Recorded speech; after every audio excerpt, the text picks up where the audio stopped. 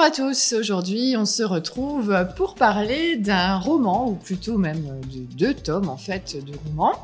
Alors ce sont des romans de Marchand Meran, donc le premier s'appelle La soupe à la grenade et le deuxième c'est Eau de rose et soda bread. Alors ce sont 2 tomes qu'on peut lire bien entendu l'un après l'autre, ou si on veut on peut ne lire que le 1 ou que le 2. Ce sont des histoires qui ne suffisent pas forcément pour pouvoir en comprendre le fond. Alors ça va être l'histoire de 3 sœurs qui fuient l'Iran fin des années 70, début des années 80. Et elles vont se réfugier d'abord à Londres et après dans un tout petit village irlandais.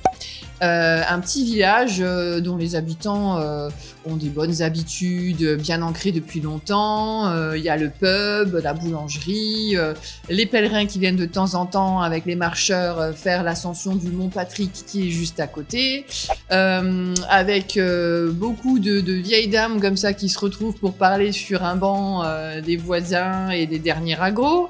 Donc un petit village assez fermé sur lui-même de prime abord.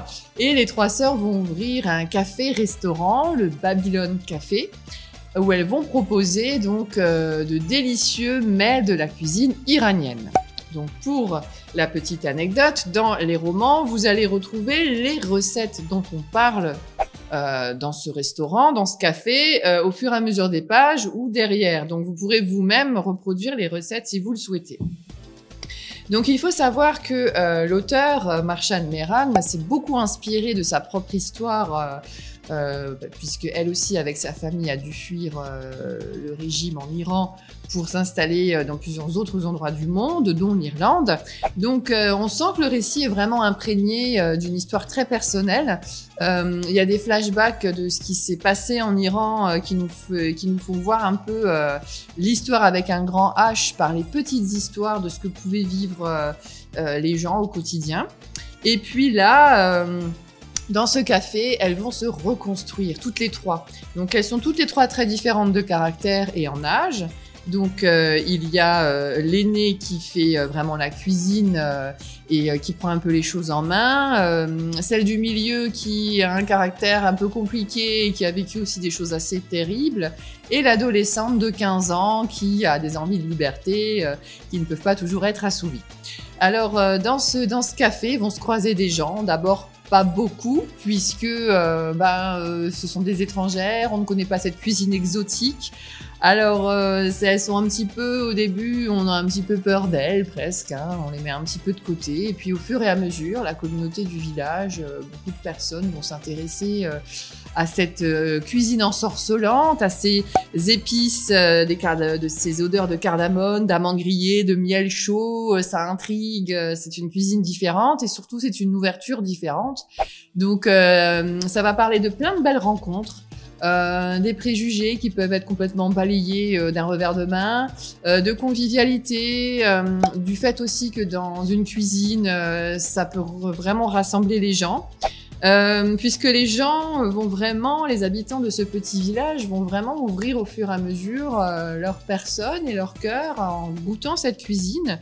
Donc on va comme ça, on va avoir l'impression de goûter soi-même en lisant ce roman, des rouleaux de feuilles de vigne à la nette, des baklava fondants avec un thé doré. Donc on a vraiment envie de s'installer dans ce café qui a l'air vraiment chaleureux et très différent des autres, surtout avec ce climat irlandais assez froid et humide. Et puis c'est là qu'on retrouve aussi la patte de l'auteur, avec beaucoup de sensibilité, des portraits de personnes très intéressants. Et bon, malheureusement, l'auteur ne pourra pas écrire la suite, même si le tome 2 en lui-même clôt certaines histoires, mais il y avait 7 tomes prévus à la base. Et malheureusement, l'auteur a été retrouvé chez elle il y a quelques années, décédé, apparemment pendant l'écriture d'un roman. Dans des conditions assez tragiques, et donc c'est fort dommage de ne pas pouvoir voir la suite.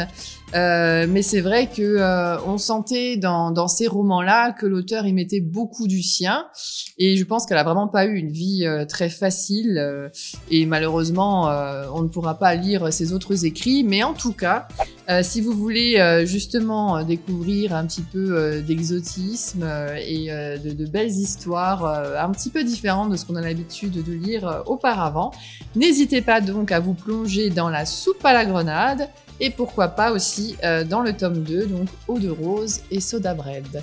Voilà, je vous laisse pour pouvoir avoir le temps de lire ces super romans et de découvrir encore plein d'autres belles choses, et je vous dis à très vite.